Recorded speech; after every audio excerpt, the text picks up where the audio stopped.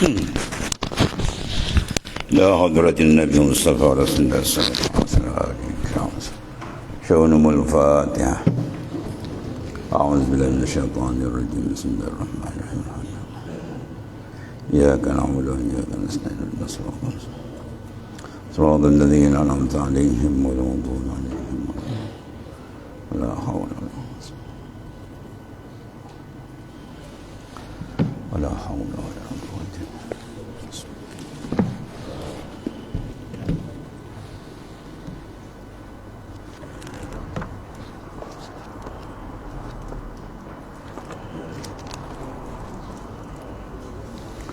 بسم الله الرحمن الرحيم. قال مؤلف قدس الله سره.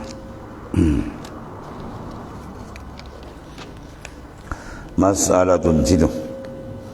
Masalah barang siapa wajib atasnya mengkafankan orang lain, maka itu satu lapis yang meliputi segala badannya, dan haram melebihkan atas selapis kafan jika ada kafan itu daripada harta baitul mal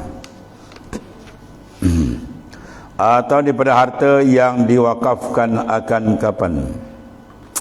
Masalah barang siapa wajib atasnya mengkafankan orang lain, mana orang yang mati dia wajib urusan tu ditunaikan, maka iaitu satu lapis yang meliputi segala badannya, itu yang wajib. Dan haram dia melebihkan atas selapis kafan jika ada syarat. Dia katalah haram tu kalau lebih jika kafan itu daripada harta baitul mal, dia tak boleh lebih, atau daripada kafan yang telah diwakafkan khas untuk kain kafan, maka ambil yang wajib saja. Itu maksudnya. Masalah tiada segianya bagi seorang itu mensediakan kafan akan diri, melainkan jika ada kafan itu iaitu nyata halalnya atau sedikit subhatnya, atau ada ia bekas tubuh orang yang saleh. Masalah boleh tak kita nak siapkan kafan dulu? Kita pergi kampung Jawa beli kain kafan siap, kan? Boleh waktu insan simpan kat rumah gitu. Tengok dia cakap ni. Dia kata tiada saigia bagi seorang itu mensediakan kafan akan dirinya, kan? Melainkan mana boleh jika ada kafan itu nyata halalnya. Ya. Jadi dia yakin kain ini memang betul-betul dia cari sumber yang betul halal. Dia rasa tak ada syubhat, tak ada apa, maka tu yang terelok boleh. Ya, sebab akhir zaman maklum kan. Aqallu ma yujadu fi akhir zaman rizqun halalun wa akhun yusaqubi. Aqallu terlampau sedikit sangat didapat pada akhir zaman, kata baginda SAW. Pertama, rizqun halal, rezeki yang betul-betul solid halal, dah payah nak dapat. Itu maksud. Jadi tiba-tiba dia rasa yang dia ni punya kain dia rasa cukup bersih betul ni, maka dia simpan untuk kain kafan, boleh. Masih Hasan Al-Basri, ulama tabi'in, zaman dia kata, kalau aku dapat satu buku roti yang betul-betul halal, insya-Allah aku boleh ubat 1000 penyakit. Bermakna apa? Zaman dia sudah susah. Zaman kita ni lah ketonggang nanggang kan. Tangan kita ni zaman tonggang terbalik. Ya, nak cari betul-betul halal, kita mengakulah yang banyak payah kan, syubhat banyak. Ya, bunga-bunga percikan riba berlambak-lambak kan. Allah. Jadi kalau dia rasa betul-betul dia yakin halal, dia nakkan berkat tu disimpan, itu tak apa. Atau sedikit syubhat. Lain dia tengok banyak syubhat. Yang ni nampak syubhat tu macam sikit-sikit, ada sayang kain tu nak simpan, itu boleh. Ya. Ba'al halal bainun wal haramu bainahuma bainahuma umurun mustabihah. Pamane taka syubha faqad istabla ardini wa ardi. Yang halal tu terang, kata baginda SAW. Yang haram pun terang, maka tengah-tengah tu syubhat. Nak kata haram pun tak jelas, nak kata halal pun tak jelas, itu syubhat. Maka barang siapa memelihara benda syubhat, bila benda tak terang dia tinggal. Faqad istabra ardini wa ardi. Dia telah melakukan istibrak, pembersihan kepada agama dia dan marwah dia dengan Allah Subhanahu wa taala. Ya, dia pelihara benda syubhat betul. Dia sekarang dia nampak kain ni sikit syubhat. Disayangannya disimpan, boleh untuk kapan dia. Tu. Atau ada dia bekas tubuh orang saleh. Kain tadi itu pakaian waliullah, pakaian ulama besar, wali kita, tok guru kita misalnya, kita sayang. Ni minta pesan dengan kita punya keluarga, kalau aku mati kau kapan kain ni, ambil berkat. Ya, ulama besar, wali besar ke orang saleh, boleh. Tu. Maka iaitu sebaik-baik dia, ya. Ataupun asal ibadat. Contohnya apa? Kain ihram, kan. Dia pergi Mekah, di ihram, buat haji semua tu disimpan kain tu. Buat kain kapan. Boleh juga. Atau bekas yang mengerjakan ibadat. Tu ada ni. Misal seperti ia pakai dalam perang Sabil. Ya, pakaian tu dipakai pergi jihad. Ya. Maka dapat pula tetak kepala kafir seekor mati. Lagi berkat. Faham Kita biasa dengar orang mati syahid yadkhulunal jannah bighairil hisab, masuk syurga tanpa hisab bila dia mati syahid.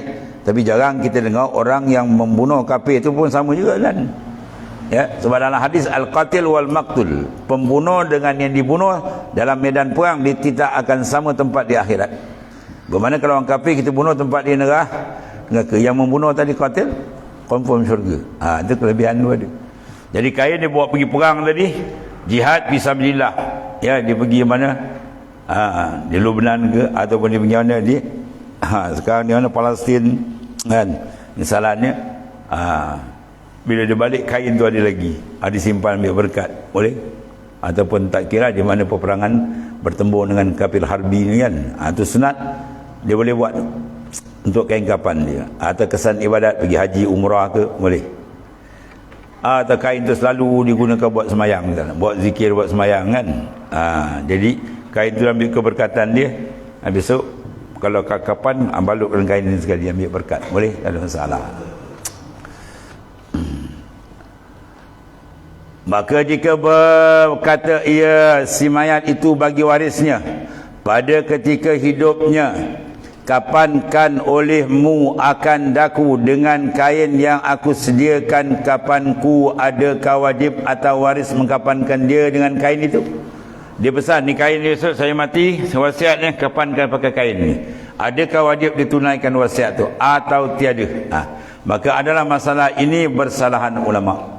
Dan masalah ini ada ikhtilaf ulama. Setengah ulama kata kena ikut wasiat dia, setengah ulama kata tak wajib. Bersalahan ulama pada demikian itu.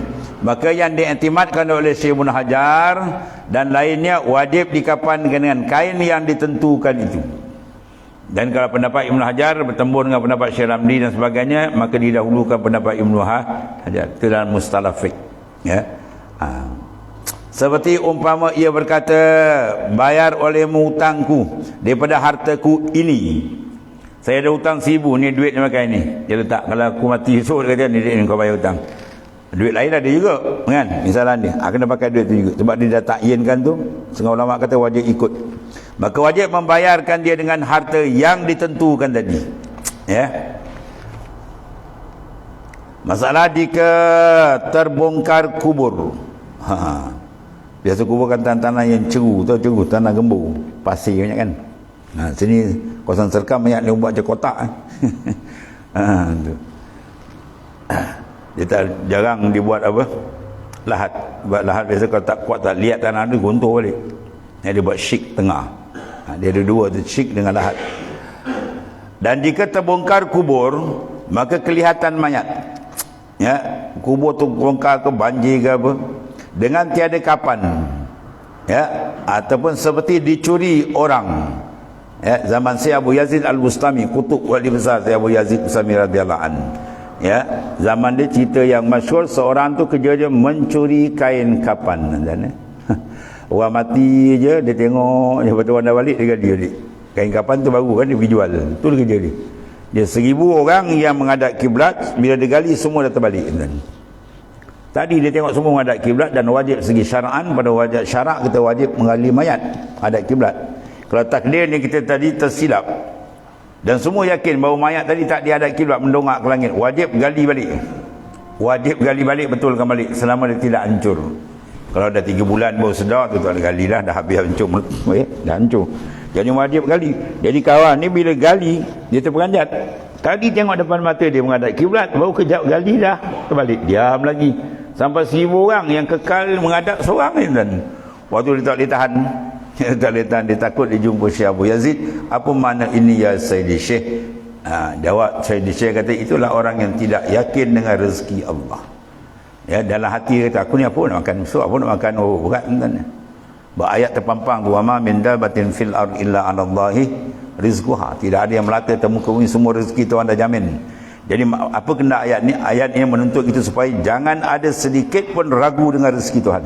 Yakin sepenuh. Usaha ikhtiar tu tajuk lain. Tu tajuk syariat. Gilah cari nak pergi cari. Qalbi jangan rosak. Qalbi tetap yakin. Barang yang telah ditetapkan takkan tak boleh tersilap. Tetap dapat. Bahkan malaikat maut diharamkan oleh Allah Ta'ala. Malaikat maut kena haram dengan Tuhan ni. Mengambil nyawa seorang yang rezeki dia belum habis makan. Walaupun sebiji. Ya, sebiji makanan, sebiji nasi, walau rezeki telah ditafsis pada azali untuk dia belum habis makan, malaikat maut tu boleh ambil.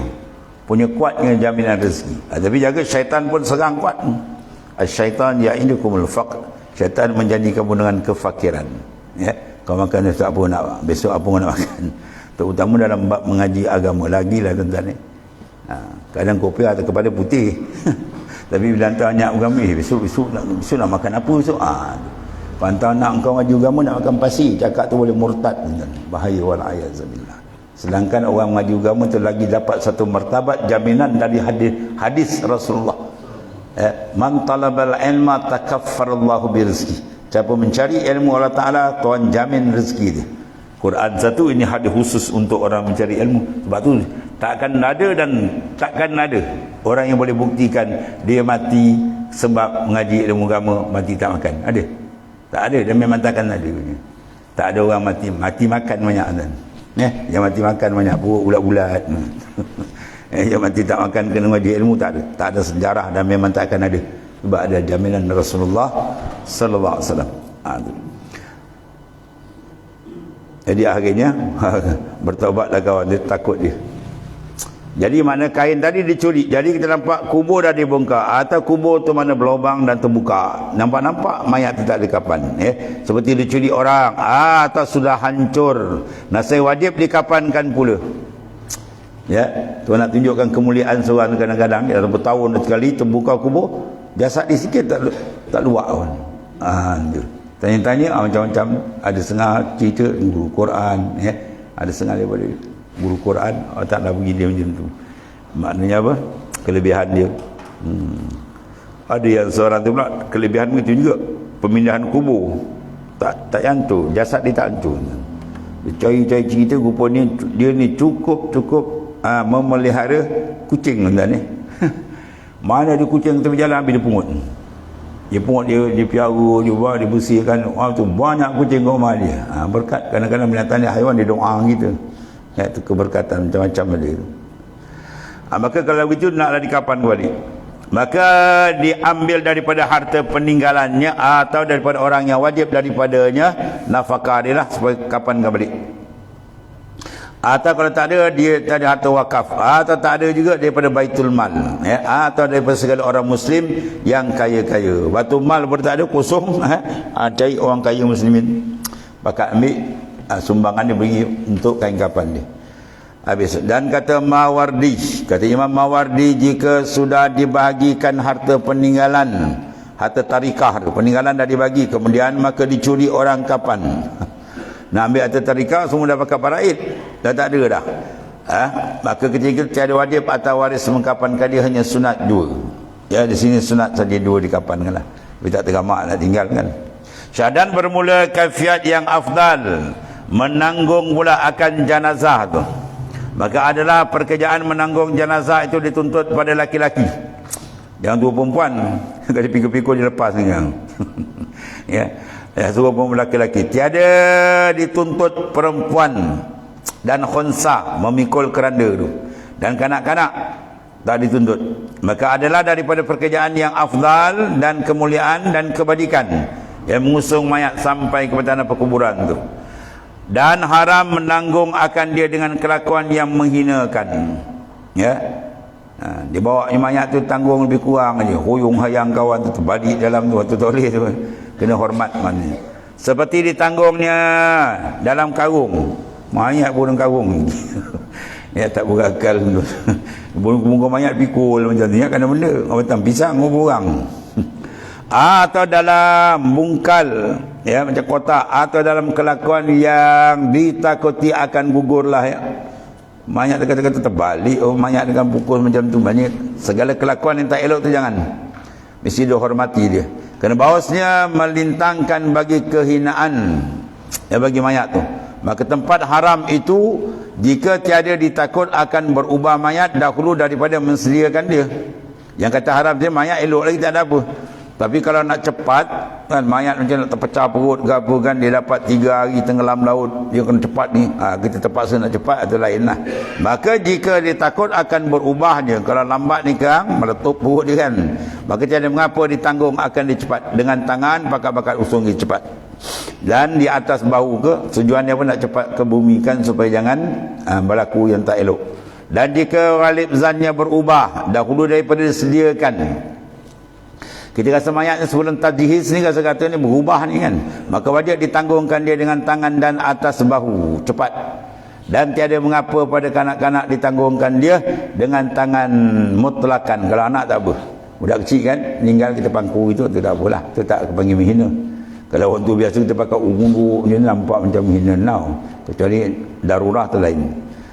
Kena takut berubah atau tiada, ya, takut berubah ke tak berubah ke, kanak-kanak tak apa. Kanak-kanak biasalah, kalau orang pangku dokong tu bukan satu kehinaan kan.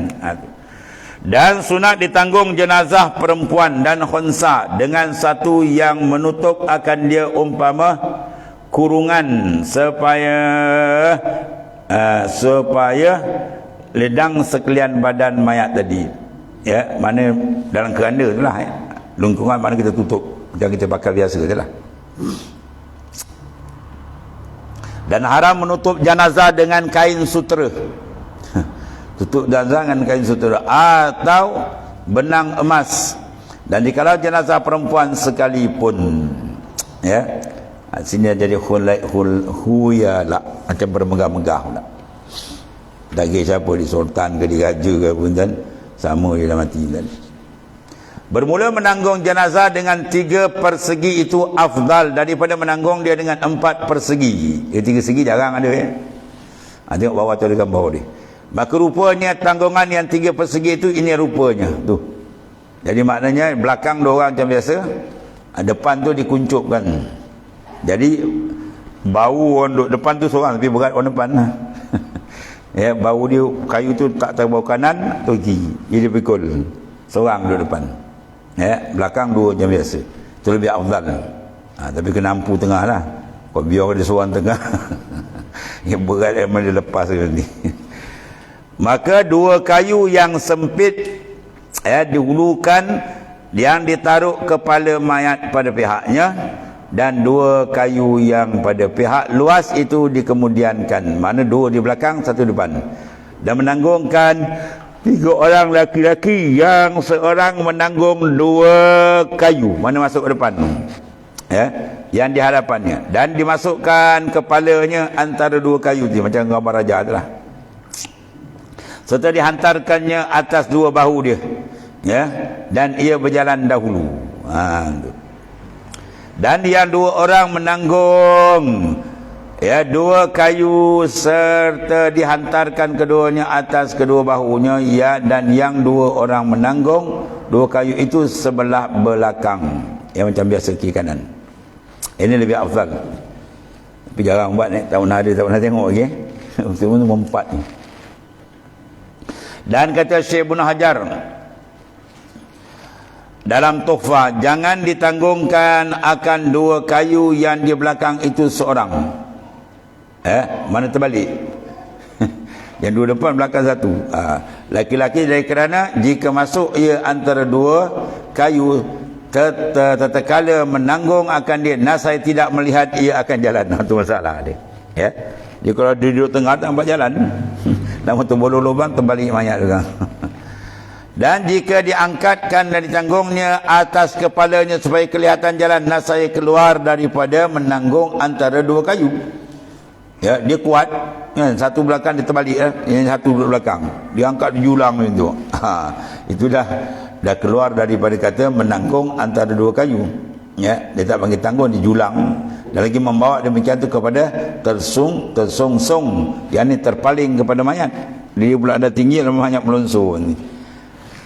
Kemudian kata Sayyidi Umar, diambil mana dipaham. Diambil di mana dipaham. Wa yu'khazu bi mana wa yufham. Mana dipaham, diambil mana dipaham daripada perkataan ini. Bahawa sunat pada menanggung mayat, bahawa adalah kepalanya itu didahulukan pada pihak jalan, mana kepala depan. Sama ada pada pihak jalan itu berbetulan dengan kiblat atau tiada. Itu tak apa. Ya. Jangan nak semayang mayat, dia mesti mayat tu ada pihak kiblat. Adapun di dalam jalan ke depan tak kiblat, tak ada masalah. Dia nak semayang mayat kan, mayat orang dah semayang, orang dah angkat. Ya, sementara dia berjalan tu, dia pun seorang boleh semayang, dia masuk. Selagi mayat tu depan, dia boleh semayang. Angkat takbir cepat, Allahu Akbar, tu mayat pergi tak apa dah. Tapi kalau mayat dah lepas ke belakang, dia masuk, dia takbir, mayat ke belakang, tu tak sah. Ya, dia tak semestinya duduk depan macam tu. Asal mayat kedudukan depan dia boleh. Jadi kalau orang tu datang lewat, orang bawa angkat dia cepat-cepat dah takbir, Allahu Akbar, tu dia teruskan boleh. Atau kalau tak boleh, pergi sembahyang kat kubur boleh juga. Ya. Habis.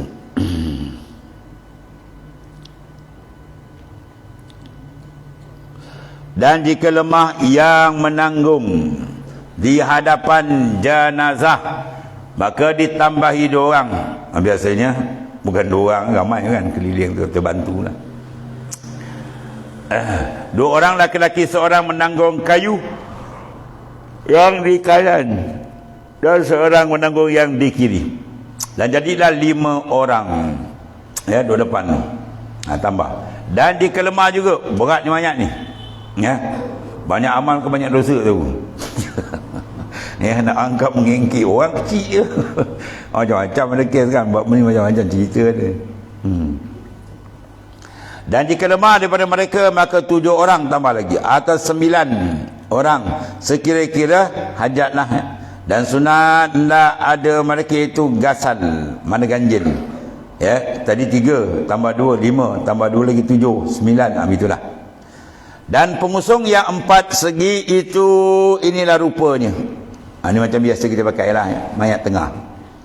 Orang yang usung 2 belakang, 2 depan, 2 depan, 2 belakang, 4. Maka hendaklah yang menanggung dia 4 orang, tiap-tiap seorang 1 persegi. Dan jika lemah berat misalnya daripada menanggung, maka 6 orang tambah lagi 2, dan 8 orang atau lebihlah dengan kanak-kanak sekira-kira hajat. Ikutlah maknanya sekira-kira, menjadi dia boleh memikul. Kalau berat sangat tak boleh pikul pula. Dan satu lagi, memakai 2 perkara setengah ketika ditanggungkan pengusung, yang 3 persegi, dan setengah ketika yang 4. Mana memakai 2 perkara. Apa 2 perkara? 2 jenis pengusung, itu maksudnya ni. Tapi kalau masjid adalah, setengah masjid 1 kan. Kalau dulu masjid dia ada 2 pengusung, 3 segi ada, 4 segi pun ada. Jadi memakai 2 tu, ya, setengah ketiga ditanggungkan pengusung, yang 3 persegi, dan setengah ketiga tukar 4 persegi. Itu afdal. Maknanya kita guna 2 bentuk. Itu afdal. Tapi kalau tak ada, satu-satu je lah. Kalau dia ada 2 lah, 3 segi ada, 4 segi, nak pakai mana? Selang-seli. Siapa yang mati minggu ni, kita pakai 3 segi. Mati akan datang pula pakai 4 pula kan? Atau lebih afdal daripada menyimpankan mana ikhtisar, tentukan atas salah satu jua, ya. Atau di antara apa? Sunat. Kemudian dan makruh menanggung jenazah seorang diri, ya, dipikul seorang dan ataupun 2 orang, melainkan jika kanak-kanak, dan makruh wallahu a'lam.